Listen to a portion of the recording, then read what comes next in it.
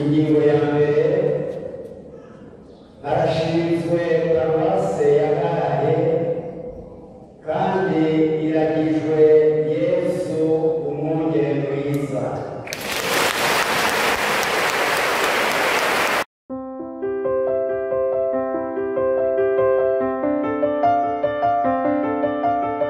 Ingingo itangaza icese ishingwa rya paruwasi ya Gahahe. Jewe Musenyeri Gervasi Banshimiye ubusa, umwepiskopi mukuru wa diyoseze nkuru ya Bujumbura, kubw'inema y'Imana n'umuntu w'ubusubirizi bwa Petero Mweranda, mwihweje y'ibishingwa ry'amaparuwase yegereye abakristu rifasha ukubatunganiriza, nkurikije agatima ku ngorane abakristu b'iki bisata bafise zo gushobora gushika ku murwa mukuru w'iparuwase bakukira ya Kinama ngo baronke ibyiza by'umutima,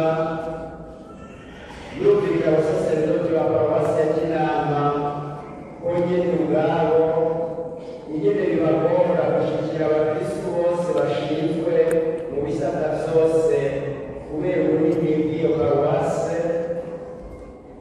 Umwitwarariko mfise ukurushirizaho gutunganya neza ubutumwa bw'amaparuwase muri diyoseze nkuru wabahaye Eklezia y'umuryango w'Imana, aho abakristu babana nk'abavukanyi, nishimikije ububasha ahabwa n'itegeko rya Eklezia y'amajana 515 agace ka kabiri ku vy'uburenganzira bwo gushinga amaparuwase, kuyafuta kandi gusubiramwo imbibe zayo, maze guhanuza inama y'abasaserdoti kuko iryo tegeko nyene ribisaba.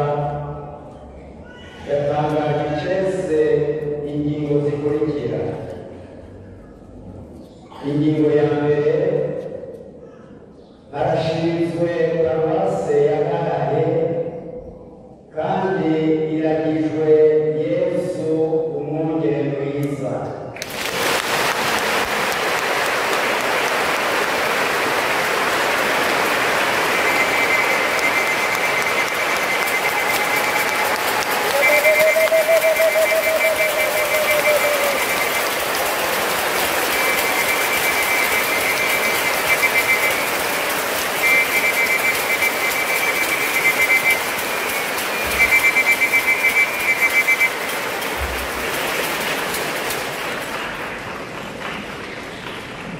Iyo paruwasi nshasha yerukiye intara y'ubutumwa bw'umwungere ya Gihosha, kandi nk'uko biri ku ikarata yerekeje iyi ngingo igizwe n'ibisata vya Gahahe na Gasenyi.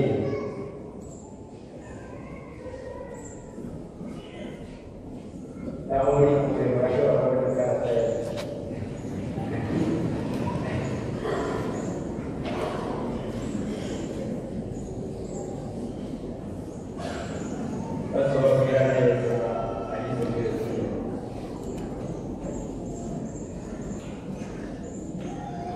Imana ishungurire umugisha wayo kuri iyo paruwasi, ku basaserdoti no ku bakristu bayo bose, maze ingabirano zayo zishobora umutima w'umuntu.